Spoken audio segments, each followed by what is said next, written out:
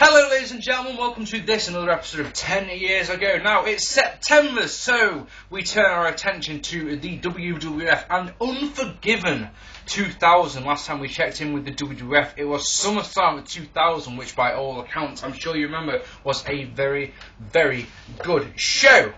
Unforgiven, on the other hand, let me tell you something before we get on with this one. I think this one was a completely forgettable show. I don't really remember much about it, and the thing about it is, to make it even like a little bit worse, is that I watched this just yesterday, and I've forgotten most of it already. It just seems to be a completely forgettable show. We'll tell you this one though, the Buyrate was a 1.50, which meant that the WWF was on quite the healthy roll at that time. Attendance was 18,092 fans. Now then, before I go on, I'd just like to bring up a little point. If you can agree with this one if you like, and you may not if you want. I would love to hear some opinions on this one. But I don't think it's any coincidence that around this time, the WWF's product quality, Raw, SmackDown, pay-per-view, in my opinion, started to drop.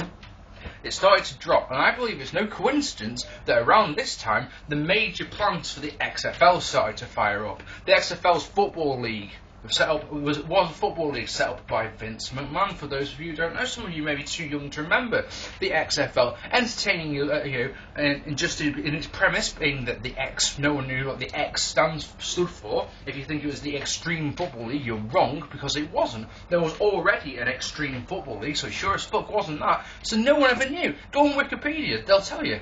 The X doesn't actually stand for anything, which is weird. So you had, say for example, 100 people who worked for WWF. They were assigned to work on the XFL.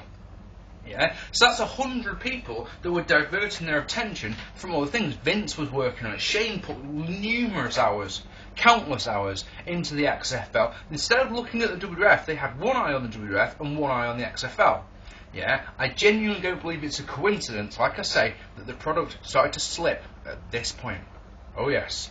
XFL was shite, by the way. Absolutely terrible. So, let's get on with it. So, in the opening contest, the right to censor, which was the whole right to censor, Stevie Richards, Val Venis, the Goodfather, and Bull Bucanen defeated the APA and the Dudley Boyz in a crap half-a-star opener. Let me tell you about this one. Stevie Richards had finally, at this point, figured out how to not get interrupted when he cut his bullshit promo. And I think it's genius. Come out second. Genius! He's come out second and stops at the top of the entrance and cuts his promo and doesn't get interrupted at all. Brilliant. Let me tell you about this one.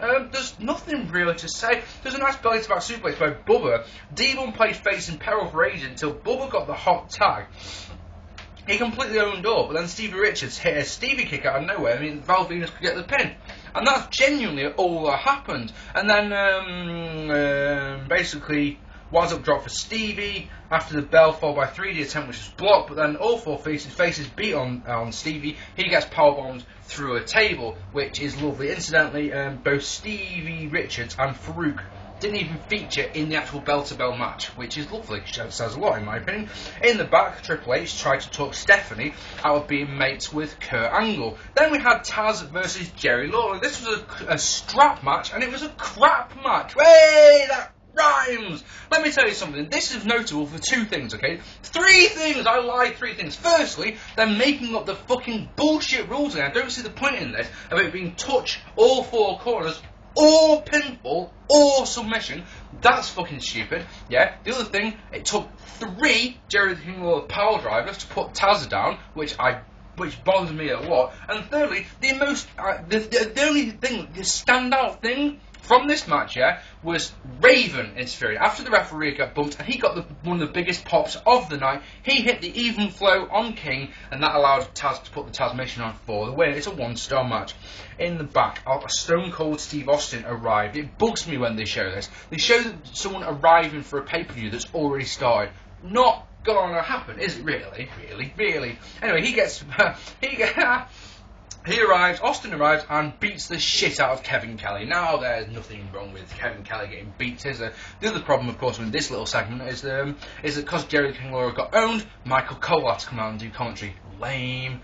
And next, Steve Blackman won a 6-man hardcore battle royale, which was rubbish. Same rules as at WrestleMania 16. There's 10 minutes or however long, and whoever's holding the championship last of all is the champion. 3 title changes in this one. Perry Saturn got a cup of coffee with the title, as did Crash Holly, but it was Steve Blackman who actually went in as champion and walked out as champion. There was nothing of note really to tell you in this one at all. It was a 1-star match. In the back, Stone Cold Steve Austin runs into Kurt Angle, who gives him a gold medal. Stone Cold Steve Austin appreciates it so much that he batters Kurt Angle. Yay! What a nice, generous guy he is. What a nice, appreciative guy. So in the next match, Chris Jericho defeated X-Pac. Okay, this one. Okay. Nice little sequence to start with. X-Pac getting, he goes for the Bronco Buster, but Y2J moves it. Jericho is knocked off the apron, enabling X-Pac to hit a tope. It's no WWF chant, which is irritating. Back inside, Pac gets a 2 off a leg lariat, then locks on a sleeper hold to completely kill the bloody fucking crowd. It does my head in. Back suplex gets 2 for Pac, followed by a Bronco Buster. Powerbomb by Jericho, followed by a flying forearm and a Bronco Buster of his own. Jericho with the Bronco Buster. Yay! Is the Bronco Buster up there with the most pointless moves ever? I mean, you're not connecting with your opponent in the slightest. You know, it's a bit of a stupid one, I don't know. It looks so daft as well.